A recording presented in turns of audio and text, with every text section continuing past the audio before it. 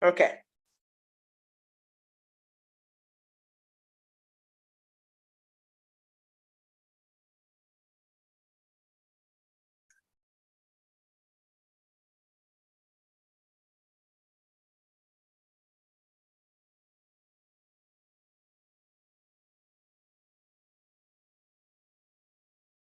Okay, welcome to the show, Black to Black Talk Show. I have Dr. Carmela Nanton. How you say it, Nanton? How you say it? Nanton. Nanton. Nanton. Nanton. And I have Coach Janine here with me this afternoon. Welcome, ladies. Thank you so much. It's good to be here. Yes, Good to good be to have here. y'all. Thank you, Yeah. Coach Tina. So, Dr. Carmela, can you introduce yourself for us? Well, yes, it is my privilege to share with you a little bit about who I am. I am Dr. Carmela Nanton, and I am a founder and Chief Leadership Strategist for Carmel Connections Incorporated. I am the person who deals with the executive coaching and consulting in inclusion. And I have been a keynote speaker in places such as the US and Canada, as well as in England and Spain, in terms all addressing women's leadership issues, the burden of proof, and solutions for what we can do as individuals and companies in relation to women's leadership so that we can shift the 1 to 5% to something that is closer to 30 or 40% in that represents the women who are in the company, because women are represented in the company at numbers that are closer to 50%. I am a podcast host of Talk for Leaders, and I also am the conference host of Hardwired to Lead. We'll talk a little bit more about that later on, I hope. I am someone who has done international intensives as part of leadership development and taught international business in countries around the world, such as China and Hong Kong and Kenya and the Caribbean. And so I am also an executive and experiential trainer, as well as author of the Hardwired to Lead Women's Leadership Series, which is an award-winning series as well. I think I am married 36 years and have 3 wonderful children, all of them executives and leaders in their own right. And so I am blessed to be in this space with Coach Tina and Coach Janine, and excited for being part of this show. Oh, thank you. Coach Janine, you don't have to introduce yourself because you is the part of the team. You're part of the team. Definitely. I'm just so excited to have, I was looking forward to have, Dr. Carmela with us, because she's such an amazing leader, the servant leader that we really admire, me and Coach Tina. So I was looking forward for this conversation. Yes. Thank you. Okay, so we're going to ask you a few leadership questions, and then we'll go into Hardwired to Lead, okay? All right. Okay, how to build a support system for servant leaders, and I guess in leadership. How to build a support system for them? That's a good question. Servant leaders are the ones that serve first or lead second. Interestingly enough, they don't come to be ministered unto, but they come to minister or help serve the people who follow them, which means that they have a developmental orientation. They understand and they set themselves out to acknowledge and learn about the people who they are leading, and then setting the supportive structure around the leadership opportunities, situation, environment, so that the people who follow them can lead well. And part of doing that is listening and making sure that they listen well, they communicate clearly so that everybody understands the vision, and repeatedly so that they can not only understand the vision, but constantly align themselves or realign themselves so they don't drift in the process of leadership. They also set an environment that is supportive of the individuals that they are leading. So if they need training and development, they provide training and development. If they need employee assistance programs for their well-being and their self-care, they provide that as well. If they as individuals need just a listening ear to troubleshoot a problem, the leader is good at working with them so that they learn together, collaboratively and continually. So that's how I believe they create a supportive environment. And as servant leaders, they have foresight, which means that they're able to see down the road and either adjust the vision or constantly realign the vision with the work that they're doing so that they end up in the place that they set out to go collectively. Thank you. Thank you for that. What do you experience in leadership every day? Me personally? Mm-hmm. Yes. Well,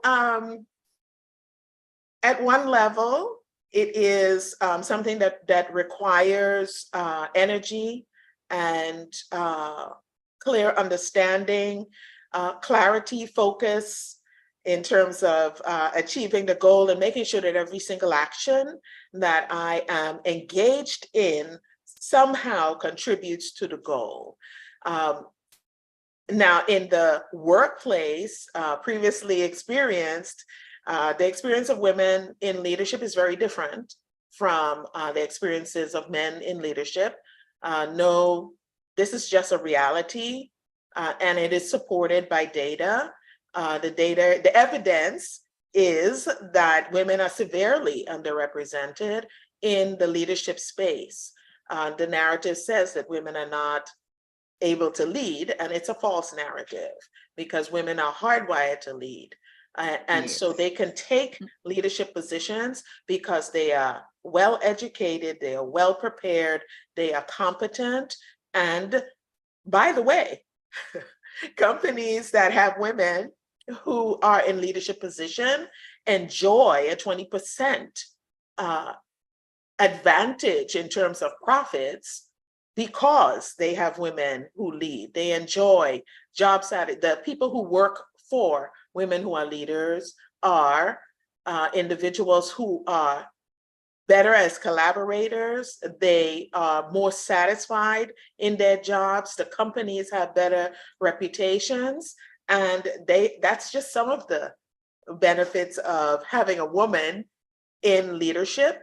My experience has brought me quick promotions. It has brought me opportunity to excel and advance in ways that, and places that people have said I couldn't. And so headhunted at least twice in my life because of the leadership reputation I had. And it also included transferable skills that I was able to shift from healthcare to government to education. So it allowed me to take the skills that I had as a leader and employ them and win awards in a variety of sectors as well. Okay. So Coach Janine, you have any questions before we go into talking about hardwired to lead? Sure. So Dr. Carmela, how do you define your leadership style? Well, my leadership style is eclectic. And the reason I say that is this, depending on who I am leading, where I am leading, and when I am leading, I access different leadership styles. So if I'm working with individuals who need more of my guidance and direction, it would take on a coaching leadership style, or even a directive leadership style, which means that I tell you what to do so that you can do it until you can get to the place where I can support you in your leadership, because you are able to take the ball and run with it. If you're someone who is seasoned and highly competent, I then work collaboratively with you as partners, because I don't need to tell you what to do. You will know what to do based on your expertise. And so it varies. If I'm the one that is in charge, it becomes the servant leadership opportunity. It becomes anticipatory, which means that I then anticipate the things that are coming down the pike. And I am able then to prepare my team, my company, my group to stand if we need to withstand if we need to, prepare ourselves and protect ourselves from threats that come. And then it is agility as a leader. So the ability to pivot quickly and securely to do what needs to be done so that my business, my company survives in an environment if it is volatile. Okay. And how do you define servant leader? How do I define servant leader? A servant leader is someone who has foresight, because they see ahead, so they have a vision, but they also serve the people who follow them. They are individuals who are not concerned if they have to lead from behind, if they have to support individuals, or if they have to exchange positions and lead from the front. So they are flexible in their leadership. Servant leaders focus on developing the people who follow them so that they too can become the leaders that they're designed to be. But as a servant leader, leader is still the second word. And so they still have to lead when the opportunity comes their way. They have to share the vision in a way that is clear and focused so that the people can follow it. And then they support the followers in a shifting way, as I indicated before. And by shifting, I mean they have to delegate to some people. They can help other people by supporting them, but they also need to direct some people depending on their development level so that they are able all together to become a successful and high-performing team. Okay. And my last question to you is, how, as a servant leader, how do you equip and empower your team? I equip and empower my team by getting to know them. Right? Because each person has different needs. And I would listen to them because they're the frontline people, the ones who get the job done. I try to listen to them carefully. And with that listening, sometimes you listen behind the words, because sometimes what they are telling you is one thing, but the reality may be something else. So I have to hear them even as I am listening. I need to understand and recognize if they are thriving, doing what they're doing. I need to be able to discern and see if some of my best workers are slowing down or falling off or taking off a lot of time because other things are happening in their lives. And so discernment is part of that as well. And then to provide learning opportunities and development opportunities that are targeted towards the leadership strength that they are looking to develop as well.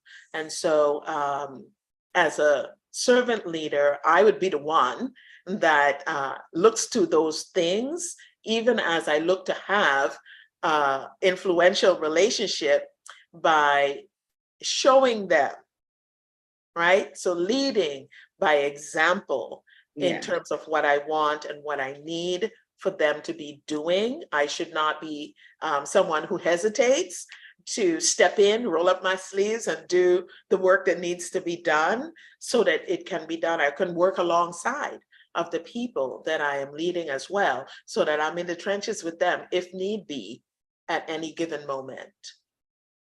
Okay, so now let's get into Hardwired to Lead. This is my second year doing it. So can you explain to the audience about Hardwired to Lead and what is it about? Yes, with pleasure. The Hardwired to Lead conference is an offshoot, or it was inspired by the award-winning Women's Leadership Series. It has 3 volumes, and one of them is a winner. The other one is a finalist in the International Book Awards. And in those books, I talk about how women's leadership experience is quite different from men. I say that because it is specific. I say that is because the environment dictates that with the narratives. Our society is a paternalistic society. And because of the fact that it is paternalistic, it also dictates women's place. And when a woman decides that she's going to honor her hardwired to lead, in many people's perceptions, she steps out of the place that they have designed for her to be. And that immediately sets off alarm bells for some people. It gets people upset at you and so on. I don't have anything against men who are leading. The challenge that I laid down is that women have opportunity to lead the same way. Now, that does not happen. The data bears that out. We know it's only 1% for women of color, up to 5% for white women, if white women are included, and the other 95%, 96% are men. So something is wrong there somewhere, right? Yeah. But the other thing that is interesting is, and I bring that out in the books, is that behaviors in the workplace mirror domestic violence behaviors in society or in the public place. And because there isn't much accountability or punishment or retribution, if you will, to hold accountable behaviors that are violent or abusive to women, many of those behaviors have been transferred into the workplace, and they show up in a variety of ways. The reality of the matter is that when we as individuals and leaders in the workplace, and by the way, women perpetuate it too. I'm not taking women off the hook. They are the gatekeepers to the HR complaints. They're the ones who either make it disappear and go away, or they're the ones who bring it to the front and advocate for it. So I'm not letting women off the hook either in terms of abusive behaviors that are perpetrated. Managers follow the policies. And if the policies are that women are underpaid by 30% of their income, that's what they do.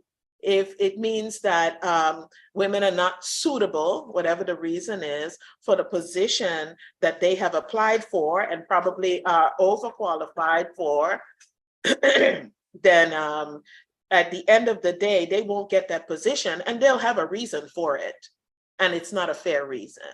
And so those are some of the things that I address in the Hardwired to Lead books, such as the image of women and how we are perceived in the workplace. I talk about sexual harassment in the books. I talk about economic abuse, which is the persistent wage gap. I talk about the narratives that are spun about women's ability to lead. And in that space, it means that they say women cannot lead, and they act as if women cannot lead, while women are leading, and they're leading competently and effectively. And then they are isolated from networks that are power networks, right? So we wonder why there's a glass escalator that takes men up to the top first. Well, because they have the next networks, they have the insider knowledge, and they get the opportunities, and women don't always get included in those spaces. So from the books, I started the conference, which is to have global conversations around the reality of those experiences, and then what companies can do to shift the narrative, to shift the spaces, to make them more inclusive of women, so that the profits that they say they want, they can realize, right? The reputation for the workplace, the competitive edge, the innovation intensity that women bring to the table can be part of that company's benefits as well. So that's the initial part of it. Okay, so what are the dates for the conference? Yeah, the Hardwired to Lead conference is still checking out for some speakers. So if you're interested in being a speaker, you need to connect with me. The conference begins on the 30th of October, and it runs through to November 11th. And it will be 2 speakers each day. There are going to be a couple of special events included for those who register. And from that perspective, it will be people who are global leaders, people who have been in the trenches, who have made the mistakes, who have had the failures, who have the story behind their success that they are willing to share with you, so that you don't have to have that experience, so that you can accelerate your trajectory towards leadership and evolve without having to have as much pain in the evolution. They have done it.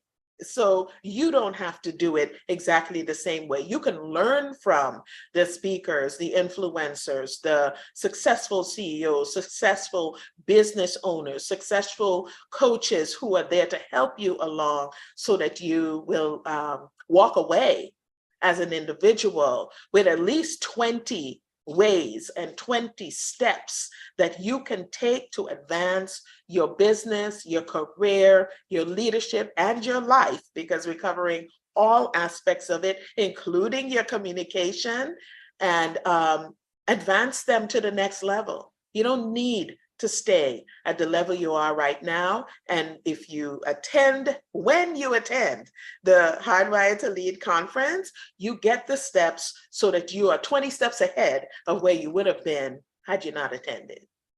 Okay, thank you. Thank you. So how many speakers are you need? You're gonna have 20 speakers, right? Total?